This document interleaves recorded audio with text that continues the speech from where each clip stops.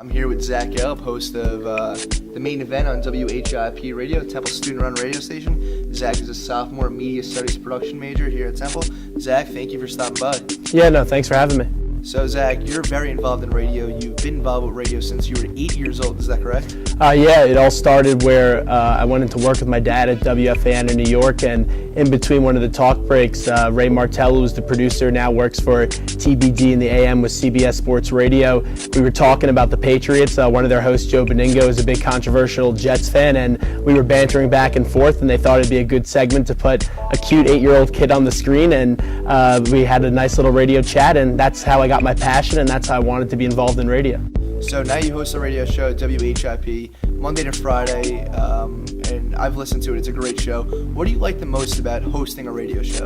I think it's two parts that I really like. One is interacting with the fans via social media and putting out questions, having them respond back. Some people saying they love me, some people saying they hate me. I always like to embrace both sides of that. But the other part is interviewing guests. It's my passion. It's something I always wanted to do. And if I could, in 10 years, go to work in shorts and a t-shirt, that's something I would always want to do. And it's definitely interacting with some of these guests and making the big headlines and all that stuff. And you talk about interviewing these guests. You've interviewed big name guys from Stephen A. Smith to Bob Costas to Dick Vitale.